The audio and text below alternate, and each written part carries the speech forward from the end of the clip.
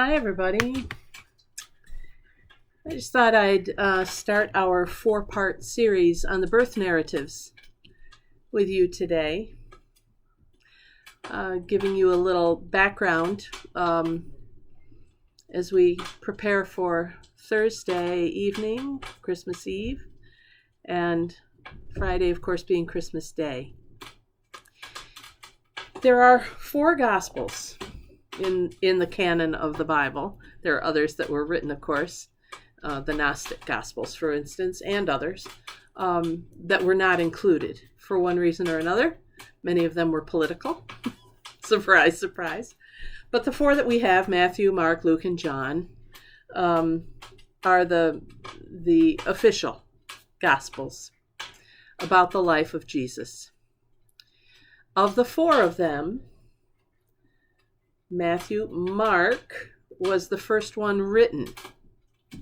It's not the first one in the Bible, that'd be Matthew, but it's the first one written somewhere around 70 CE. And we know that to be the case because of references to the destruction of the temple, the Jewish temple in Jerusalem, which happened about that time. And if you think about it, there were other things written before the Gospels. All of Paul's letters, for instance, were written before then, and some of the other letters as well. Probably the first one of Paul's things that was written was Thessalonians, his letter to the church at Thessalonica. And we think that Paul's writings were probably in the 40s and 50s, thinking that he died, as I recall it anyway, and I'm not looking these things up, so I could be way off on these. This is all memory work, but I'm pretty close, that he died in the mid-50s. So Paul's letters had been circulating, and these communities around Matthew's, probably not the disciples themselves, they were probably gone by then, but influenced by them and tracing the ancestry of their community back to Matthew, Mark, Luke, and John. And so each community was like a different church in our way of thinking today. Even if you have three different Presbyterian churches, you will have one of them that speaks to you perhaps more than others. Maybe one is a little too conservative. Maybe one is social justice oriented. Maybe one is more into just, let's say, urban ministry. Each community has its own identity. The Roman Catholic sisters will talk about it in terms of their charism, their spiritual gift that is their calling. And that's true for every congregation today, just as it was true then. So Matthew, Mark, and Luke, and John, these four groups, all had their own emphases and their own callings. And one of the things that will help us as we talk about birth narratives and how they viewed Jesus is to understand where each group came from. So in a nutshell, Mark's was the first to write things down. Mark does not have any birth narrative at all. There's no story about Bethlehem or about the star or about angels, and nothing. His account of Jesus' life begins with the baptism of Jesus by his cousin, John the Baptist, John the Baptizer, John who was son of Elizabeth and Zacchaeus. So Mark is ruled out in terms of a birth narrative, and that was around 70. Somewhere in the next 10 to 15 years, two other communities decided that they would write down their oral traditions as well. Part of it, the reason for all of that, is because first-hand witnesses were dying off. Think about it. We're talking now in the 70s or 80s and 90s. And the resurrection was way back around 33 something. All right. So you're talking 40 years later, a lot of the eyewitnesses were dying off, and people wanted to make sure that they got things written down. Plus, I think another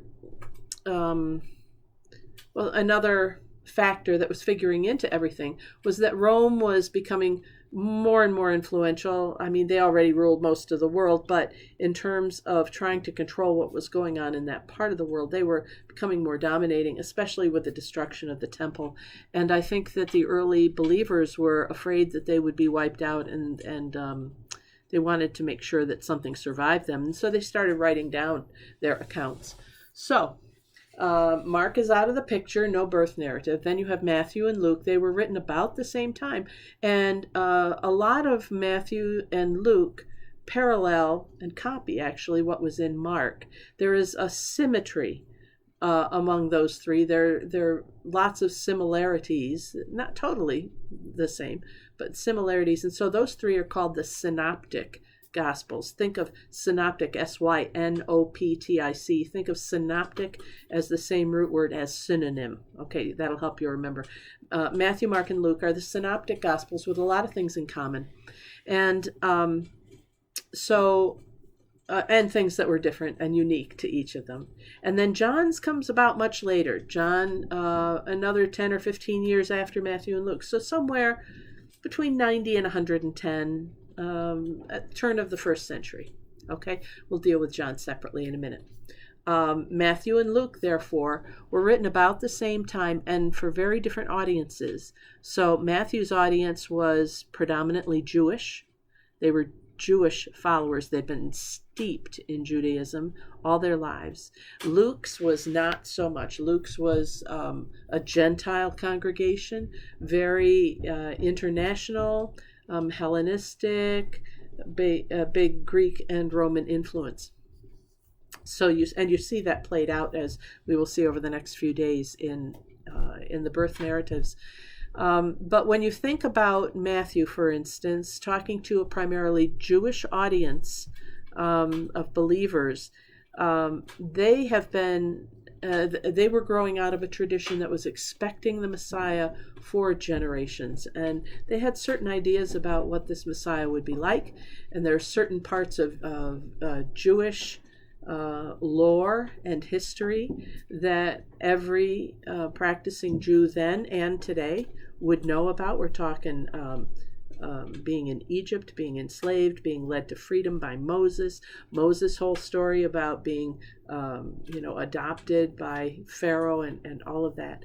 And believe it or not, all of that figures into the Matthean, as we say, Matthew, the Matthean account of the birth narrative, which is where we will pick up tomorrow, now that you've had this brief introduction. What I'd like you to do is to take a look, if you have if you have the chance, take a look at the beginning of Matthew's Gospel, and we're going to talk about that tomorrow and how Matthew depicts the birth of Jesus. Okay, thanks for joining me for this prayerful pause with the pastor. It's a little more academic, perhaps, than we sometimes do, but I think it's good for us, especially around this high holy day time, to be looking at what Scripture has to say. So get ready for Christmas. It's a few days off. Okay, everybody. Thank you for joining me for this prayerful pause with the pastor, and I'm Pastor Deb Swift of South Presbyterian Church in Rochester, New York. Bye for now. We'll see you next time. God bless.